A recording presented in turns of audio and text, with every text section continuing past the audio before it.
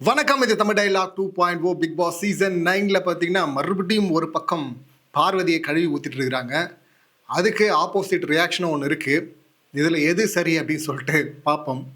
பார்வதி, திவாகர் நேற்று பஞ்சாயத்துலாம் பண்ணாங்கல்ல, அந்த யாரா அந்த பையன் அப்படிங்கிற அந்த டாஸ்கில் குறிப்பாக ரம்யா, ஜோ இங்கே சாப்பிட்றது தூங்குறது ரிப்பீட்டு யாரு அப்படின்னு கேட்டால் அவங்க சொன்னாங்க பாருங்க, பார்வதி, திவாகர் அப்படின்னாங்க.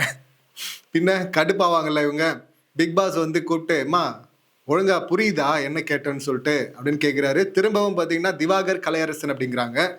அப்போ இது என்னாலேயே ஏற்றுக்க முடியல, மக்கள் எப்படி ஏற்றுப்பாங்க அப்படின்னு சொல்லிட்டு சொன்னதும் பார்த்தீங்கன்னா திவாகர் கடுப்பாயிட்டாரு.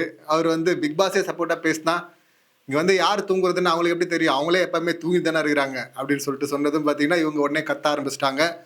உடம்பு சரியில்லை சொல்லிட்டு போய் தூங்கிட்டே இருக்கிறேன் அப்படின்னு சொல்லிட்டு அவர் சொல்ல, நான் ஆடா மூட்டனா அப்படின்லாம் சொல்லிட்டு வந்தாங்களா.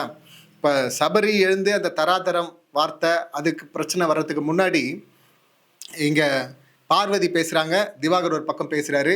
பார்வதி சொல்கிறாங்க, சாப்பிட்டு தூங்குறது நான் அதை பார்த்துட்டு இருக்கேனா அப்படின்னு சொல்லிட்டு அவங்க கேட்க, இவங்க வந்து என் கண்ணுக்கு என்ன தெரியுதோ அதுதான் நான் சொல்ல முடியும் அப்படின்லாம் வந்து இவங்க சொல்லிட்டு இருந்தாங்க.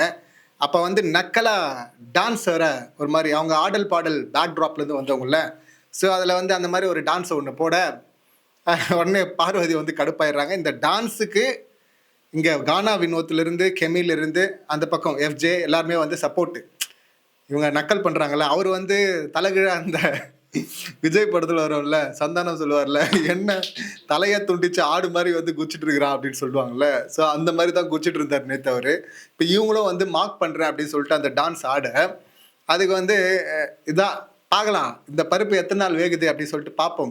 இதான் இந்த டான்ஸுக்காக தான் இந்த ஃபேன்ஸு பருப்பு வந்து வெந்துட்டு இருக்கிறாங்க அப்படின்னு சொல்லிட்டு வார்த்தையை விட்டாங்க பார்வதி. இப்போ அதை பிடிச்சிட்டாங்க. பெண்ணியம் பேசுகிற பார்வதி, பார்வதி பெண்ணியம் பேசுறது வரும். அதுக்கு பெண்ணியம் பேசுகிற பார்வதி இப்படி பேசலாமா? ஒரு ஆடல் பாடல் டான்ஸ் ஆடுற ஒரு குழுவிலிருந்து வந்திருக்கிற ஒரு பொண்ணு, அவங்கள வந்து அசிங்கப்படுத்துகிற மாதிரி கொச்சைப்படுத்துகிற மாதிரி இப்படி ஒரு வார்த்தையை சொல்கிறாங்க. இந்த பருப்பு எத்தனை நாள் வேகுதுன்னு பார்க்கலாம், இதுதான் இந்த டான்ஸுக்கு தான் அந்த ஃபேன்ஸ் அப்படிங்கிற பருப்பெல்லாம் வெந்துட்டு இருக்கு அப்படின்லாம் சொல்லிட்டு மொத்தமாக அவங்க வேலையே அவங்க தொழிலையே கொச்சைப்படுத்துகிறாங்கல்ல அப்படின்னு சொல்லிட்டு இப்போ ஒரு நரேஷன் வந்து செட் பண்ணப்படுது. ஃபஸ்ட்டு இந்த டான்ஸை கூட கட் பண்ணிட்டாங்க. நேரடியாக பார்வதி சொல்கிற அந்த கமெண்ட்லேருந்து தான் ஆரம்பிச்சு விட்டுருந்தாங்க அந்த நரேஷனுக்கு.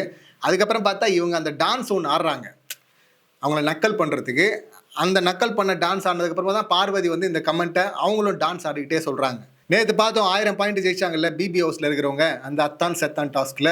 இப்போ அதுக்காக பொருள் எடுக்க போகும்போது செம்ம காமெடி ஒன்று நடந்துச்சுல்ல. இங்கே போயிட்டு பார்வதி மற்ற கண்டஸ்டன்ஸ் உள்ளே போகிறாங்கல்ல, எல்லாருக்கும் இவ்வளோவில் தான் எடுக்கணும் அப்படின்னு சொல்லிட்டு தான் அனுப்பியிருக்கிறாங்க. அங்கே போயிட்டு கம்ருதன் போயிட்டு உள்ளே லாக் ஆகிட்டா. அப்படி அவங்க செகண்ட்ஸ் எண்ணிக்கிட்டே இருக்கிறாங்க, எடுத்துகிட்டு வரணும் இல்லை.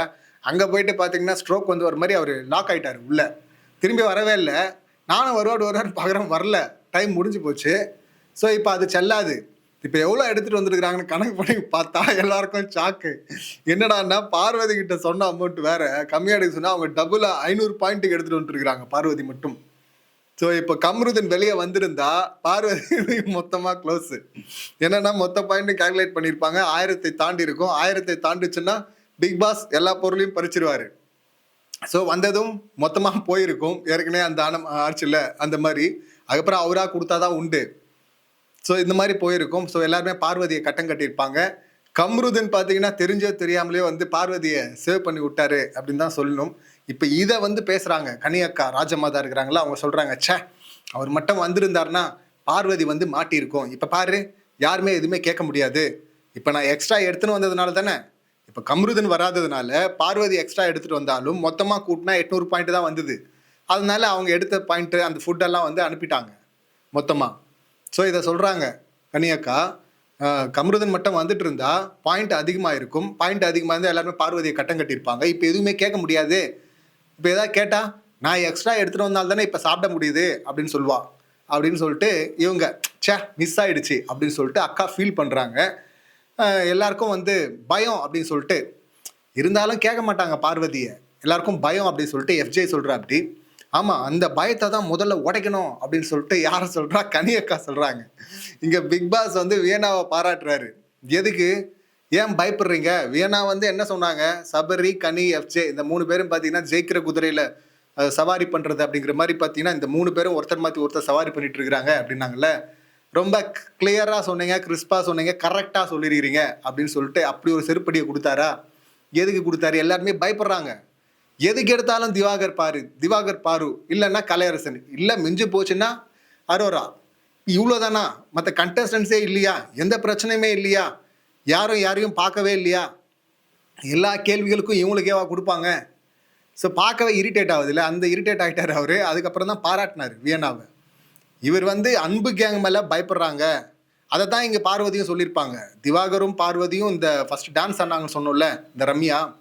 அப்போ நாமினேஷன் பயம், அன்பு கேங்கை எதிர்த்துக்கிட்டால் நாமினேஷனில் வந்துடுவோம் அப்படின்னு சொல்லிட்டு நாமினேஷனை ஃபேஸ் பண்ணுறதுக்கு பயம், கார்னர் பண்ணுவாங்க, ட்ரிகர் பண்ணுவாங்க அப்படின்னு சொல்லிட்டு பயம் அப்படின்னு சொல்லிட்டு தான் அவங்க சொல்லிட்டு இருந்தாங்க. அப்போ தான் இவங்க நக்கலாக டான்ஸ் ஆடுனது. ஆமாம் பயம் என்ன இப்போ அப்படின்னு சொல்லிட்டு நக்கலாக டான்ஸ் ஆடிருப்பாங்க. அந்த ஆடல் பாடல் டான்ஸ் மாதிரி ஒரு ஸ்டெப்பை போட்டு அப்படியே சுற்றி வந்தாங்க. அதுக்கப்புறமா தான் பார்வதி அந்த கமெண்ட்டை பண்ணாங்க. இப்போ இங்கே கனியக்கா என்ன சொல்கிறாங்கன்னா, பார்வதி மேலே பயம் இருக்குது, அந்த பயத்தை உடைக்கணும் அப்படின்றாங்க. பார்வதி மேலேயா? எல்லாரும் தான் எல்லாத்துக்கும் பார்வதியை குத்துறாங்களே, அவங்களும் குத்து வாங்கிட்டு அடங்க மாட்டாங்க, பேசிகிட்டே இருக்கிறாங்க. ஸோ பார்வதியை பார்த்து யார் பயப்படுறாங்க? இது பச்சை போல கூட நம்பாது இதை சொன்னால். கனியக்கா அன்பு கேங்கை பார்த்து பயப்படுறாங்க, உண்மைதான். இப்போ இவர் ரம்யா சொல்கிறாங்க, அவங்கள பார்த்து பார்வதியை பார்த்தால எனக்கு ஒரு பயமும் இல்லை, பயம்லாம் ஒன்றும் கிடையாது அப்படின்னு சொல்ல. வேற என்ன சொல்லு? மென்டல் ஃபீஸ் போயிடும் அப்படின்னு சொல்லிட்டு பயப்படுறாங்களா? அதெல்லாம் பார்க்குறாங்களா? அதுக்காக தான் பார்க்க வேண்டியிருக்கு அப்படின்னு நினைக்கிறேன் அப்படின்லாம் சொல்கிறாங்க. இப்போ இவர் எஃப்ஜே ஒரு கமெண்ட் அடிக்கிறாரு, அதை பீப் பண்ணுறாங்க. என்ன மோசமாக சொன்னா அப்படின்னு சொல்லிட்டு தெரில.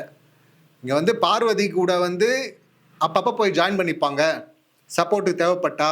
அதுக்காக தான் வியனா இந்த மாதிரி ஆள்லாம் பார்த்தீங்கன்னா, சுபிக்ஷா இந்த மாதிரி ஆள்லாம் பார்த்தீங்கன்னா அவங்கள எதுவும் கேட்க மாட்டுறாங்க அப்படின்னு சொல்லிட்டு நடுவில் பீப் போடுற ஒரு வார்த்தையை சொல்கிறார். அப்படி சபரி அதுவரை நார்மலாக இருந்தவர் அவர் அப்படியெல்லாம் கணக்கிறாரு. அப்போ ஏதோ ஒரு வார்த்தையை விட்டுருக்குறான் தம்பி. கொஞ்சம் லைட்டாக ஒரு ஜெர்க்கு தெரியுது சபரி ஃபேஸில். இப்போ அடுத்து பார்த்தீங்கன்னா இவங்க வியனாவை திட்டுறாங்க ரம்யா. வியனா அவ்வளோ தூரம் கழுவி ஊற்றுனதுக்கப்புறம் திரும்பி போய் கொஞ்சம் பேசிகிட்டு இருக்கு. எதுக்கு இது மாதிரிலாம் பேசிகிட்டு இருக்கு? அவள் பொம்பளையா? என்ன ஜென்மம்? மனுஷ ஜென்மமா இது? பொம்பளையா அது? என்ன ஜென்மன்னே தெரில, இப்படி ஒரு ஜென்மத்தை நான் பார்த்ததே இல்லை அப்படின்லாம் ரம்யா ஜோ சொல்லிட்டு இருக்கிறாங்க.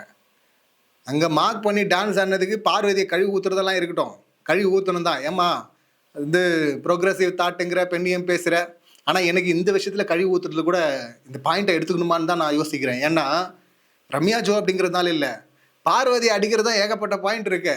சுபிக்ஷா விஷயத்தில் அவங்க கம்யூனிட்டி பேக்ட்ராப்பை தப்பாக கமருதனை பேச விட்டு அதை ரசிச்சுட்டு இருந்தாங்கல்ல, அது தப்பு இல்லை. அப்புறம் முத்துக்குமரன் பார்த்தீங்கன்னா இங்கே லாஸ்ட் டைட்டில் வின்னர் அவர் பார்த்தீங்கன்னா விவசாய பேக்ட்ராப்பு அப்படின்னு சொல்லிட்டு வந்துட்டார். இல்லை தமிழை மட்டுமே ஒரு கேடயமாக யூஸ் பண்ணி ஜெயிச்சிட்டாரு அப்படின்லாம் பேசியிருக்கிறாங்கல்ல. இப்போ அதனால தான் முத்துக்குமரன் ஜெயிச்சிட்டா அப்படி, அப்போ அதே போல் சுபிக்ஷா ஜெயிச்சிருவாங்க அப்படின்னு சொல்லிட்டு சுபிக்ஷா மேலே இவங்களுக்கு காண்டு. அதனால தான் சுபிக்ஷா பற்றி தப்பாக பேசுகிறேன்னு சொல்கிற பேரில் அவங்க கம்யூனிட்டியும் சேர்த்து தப்பாக பேசிகிட்டு இருந்தாங்க இந்த 2 பேரும், கமருதனும் பார்வதியும். ஸோ அதுக்கு தான் போட்டு அடிக்கணும். அப்படி பெரிய கேஸ் இருக்கும்போது இதெல்லாம் என்ன கேஸு? சரி, இந்த கேஸ் எதுலான்னு பார்த்தா இதை விட கேவலமாலாம் பேசிகிட்டு இருக்காங்க அங்கே ரம்யா ஜோ. இப்படி ரம்யா ஜோ சொல்லும் போது எல்லாருமே சிரிக்கிறாங்க. எஃப்ஜே, கனியக்கா, இந்த பக்கம் பார்த்தீங்கன்னா சபரி, எல்லாருமே ஏன்னா சூப்பரான வார்த்தைகள்லாம் சொல்கிறாங்கல்ல. பொம்பளையா இது? என்ன ஜென்முன்னே தெரில அப்படின்னு சொல்லிட்டு அதுக்கு ஒரு சிரிப்பு. நீ பேசுகிறத கேட்கும்போது சிரிப்பாக இருக்குன்னு வேற சொல்கிறாங்க கனியக்கா. இப்போ சொல்லுங்கள், இதில் கேஸ் யார் மேலே எழுதுறது? பார்வதி மேலே எழுதுறதா, இல்லைன்னா ரம்யா ஜோ மேலே எழுதணுமா, இல்லைன்னா அன்பு கேங் மேலே எழுதணுமா? யார் மேலே எழுதணும்? ஸோ இவங்க இப்படி தப்பு பண்ணுறாங்கன்னு பார்க்குறதுக்குள்ள அதை விட பெரிய தப்பு அந்த பக்கம் நடக்குது. அவங்க பண்ணிட்டு தான் இருக்கிறாங்க. ஸோ இந்த அன்பு கேங் மேலே இருக்கிற பயத்தை உடைக்கணும். அதை தான் நேற்று பிக் பாஸ் வியனா நீங்கள் சூப்பராக பேசியிருக்கிறீங்க, கரெக்டாக பேசுனீங்க, இந்த தைரியம் டாஸ்க்லையும் இருந்தால் நல்லாயிருக்கும், இனிமேல் அப்படியே பேசுங்க அப்படின்ற மாதிரி ரொம்ப கரெக்டாக பேசுகிறீங்க அப்படின்னு சொல்லிட்டு அந்த பாயிண்ட்டை வேறு சொல்லியிருக்கிறேன். அப்படி வியனா எடுத்து வச்ச பாயிண்ட்டு இந்த குரூப்பிசம் இருக்குது அப்படிங்கிறது தான் வேறு வார்த்தைகளில் சொல்லியிருந்தாங்க. அது ஓப்பனாக ஆமாம் அப்படின்னு சொல்லிட்டு அவரே போட்டு உடைச்சிருக்கிறேன். அப்படி இந்த பயத்தை உடைக்கணும் அப்படின்னு சொல்லிட்டு தான், அந்த பயம் உடைஞ்சாதான் மற்ற கண்டஸ்டன்ஸ் பேச ஆரம்பிப்பாங்க. இப்போ தான் லைட்டாக வியனா ஆரம்பிச்சிருக்கிறாங்க. சுபிக்ஷா வரணும், ஆனால் அங்கே பார்த்தீங்கன்னா அண்ணன் சபரி அப்படின்னு சொல்லிட்டு அவங்களும் அந்த கவருக்குள்ளே போயிடுவாங்கள்ல. பார்ப்போம் யார் எப்போ பேசுகிறாங்க அப்படின்னு சொல்லிட்டு. இந்த சம்பவங்களை நீங்கள் எப்படி பார்க்குறீங்க? உங்கள் கருத்துக்கள் என்ன அப்படிங்கிறத கமெண்ட் பண்ணுங்கள். மீண்டும் அடுத்த வீடியோவில் சந்திக்கலாம். நன்றி, வணக்கம்.